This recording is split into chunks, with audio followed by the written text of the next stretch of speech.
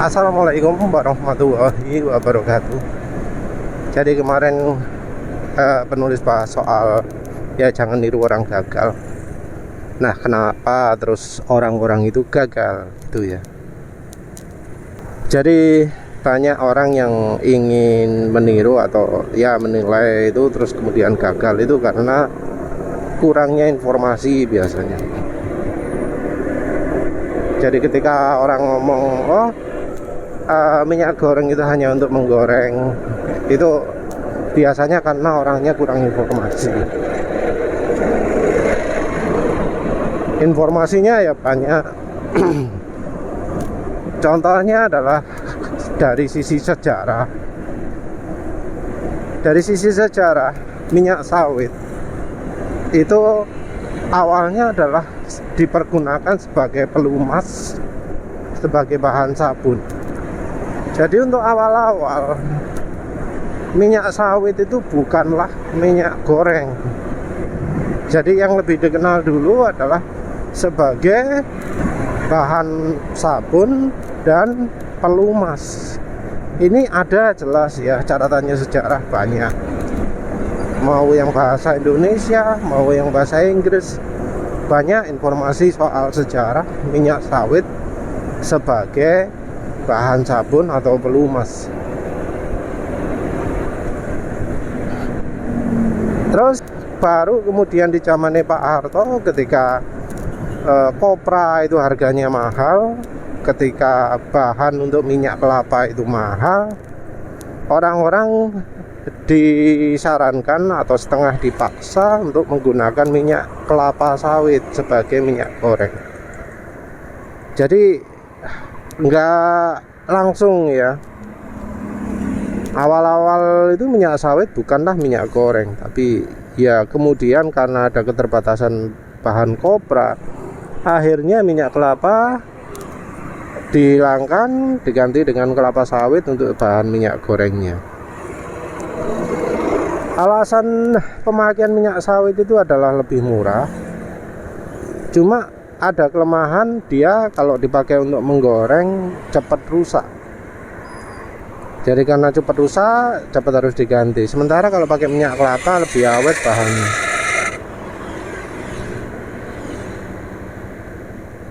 Salah informasi yang lain adalah dari sisi sifat-sifat minyak goreng ya. Jadi orang itu bakal jadi disebut orang gagal lah ya ketika dia menyebut bahwa minyak goreng itu kental, minyak goreng itu kalau dipanasi jadi jauh lebih encer, jadi ketika dingin itu lebih kental daripada oli mesin, ketika panas itu lebih encer dari oli mesin gitu ya. Padahal kalau kita lihat penelitian-penelitian, lebih banyak yang menyebutkan bahwa minyak goreng itu viscosity index-nya lebih baik daripada yang enggak. Jadi ada yang terakhir penulis pakai kutip itu yang dari Malaysia, bahkan kelihatan kekentalan di suhu dingin sampai panas itu sama gitu ya. Koyoke podo. Jadi pada saat dingin itu encer, di saat panas malah jadi ngejar kekentalannya oli mineral. Luar biasa itu. Sifat asam juga begitu. Karena penulis sayangnya lupa ya dapat spesifikasi dari mana. Tapi ada persyaratan untuk minyak goreng yang dijual itu. Salah satunya adalah pH-nya netral, antara 6, berapa sampai 7, berapa ya, netral. Jadi kalau dibilang minyak goreng itu asam, ya salah. Karena minyak goreng itu nggak asam. Ya secara fisika saja lah kita bisa rasakan sendiri. Minyak goreng rasanya ya apa sih? Apa kecut? Kan cirinya kalau asam itu kan kecut. Nah, apa minyak goreng itu kecut? Kan enggak. Terus ada juga yang ngomong minyak goreng nggak punya kekentalan. Ya apa sih? Namanya cairan kok nggak punya kekentalan? Karena memang orang-orang gagal itu banyak yang nggak pakai logika ketika ngomong. atau memang kurang pengetahuan. Karena yuk mulai SD lah ya, mulai SD itu sudah dikenalkan antara cairan encer dan kental. Yang kental itu kayak apa, encer kayak apa, ngasih contoh gitu. Nah minyak goreng kan ono kekentalan wong jenenge cairan. Disebut nggak punya viscosity index yuk, ya pasti ada lah, wong cairan. Juga ketika ngomong minyak goreng itu lebih cepat mendidih, lebih cepat menguap, lebih cepat hitam, ya itu kan bisa ya dibuktikan yo. Tinggal dibuktikan sendiri, padahal gampang membuktikannya. Tinggal kita taruh jejer, taruh bidang apa kayak panasi bareng, kan ya pasti kelihatan loh ya. Pasti kelihatan mana yang menghitam duluan, mana yang menguap duluan, mendidih duluan, kan kelihatan. Wong jenenge uji cuma pemanasan. Modalnya cuma kompor gas sama plat. Apa ya angel sih ngono iku? Kan gampang. Kegagalan berikutnya itu adalah karena mereka itu nggak pernah berusaha mencari apakah sudah pernah ada yang meneliti penggunaan minyak goreng sebagai campuran oli mesin. Bahkan untuk spesifiknya pun ada ya. Mau pakai kata-kata vegetable oil, mau kata-kata soya, palm oil, coconut oil, mineral oil sintetik blend gitu. Itu ada semua ya. Jadi kalau dibilang nggak ada penelitian, itu artinya mereka itu nggak pernah mencari. Jadi orang-orang gagal ini ya mengklaim sesuatu tanpa berusaha mencari tahu terlebih dahulu. Penelitian banyak tapi dibilang nggak ada. Penelitian ngomong ada positifnya, diomongkan cuma orang bodoh yang meneliti.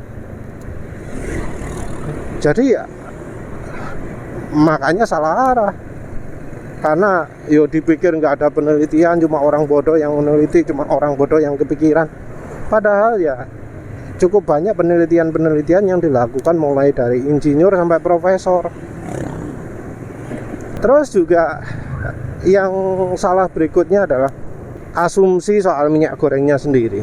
Jadi ada ya yang nekat nyoba pakai minyak goreng tapi nggak tanya-tanya. Jadi mereka pikir semua minyak goreng itu sama. Dipikir semua minyak goreng itu pasti kemampuan kualitasnya sama. Padahal beda ya. Ada beberapa minyak goreng yang memang nggak bagus untuk campuran oli mesin atau oli mesin. Karena satu menghasilkan rembes, bikin rembes. Yang kedua adalah karena jadi terlalu cepat encer. Jadi minyak goreng itu beda-beda ya efeknya ke mesin itu. Ada yang bikin rembes, ada yang enggak. Ada yang bikin oli mesin cepat encer, ada yang enggak. Minyak sawit secara general itu termasuk yang bikin cepat encer. Cuma misal seperti Vilma atau Bimoli Klasik itu paling tahan lah. Terus berikutnya juga kalau selain minyak sawit juga lebih baik seperti misalnya minyak jagung, minyak canola. Nah kalau pakai minyak jagung, minyak canola tentu merek ya tertentu juga, nggak sembarangan merek. Itu oli akan jadi awet ya, licinnya ya. Jadi pakai minyak goreng itu kan ciri awalnya adalah licin. Licinnya tentu macam-macam ya, tergantung dari jenis minyak gorengnya. Tapi kalau pakai minyak jagung dan minyak canola, licinnya bisa awet.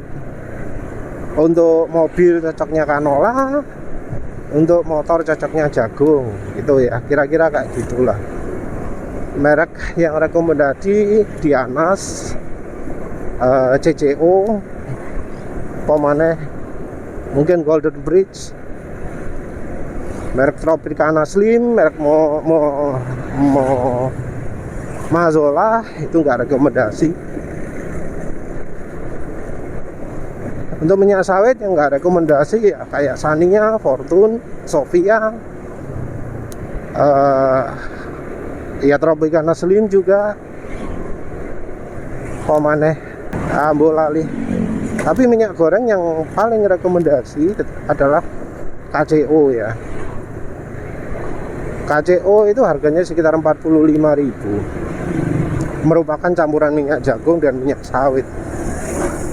Dibekukan lebih tahan beku ya daripada minyak sawit, karena ada unsur minyak jagungnya.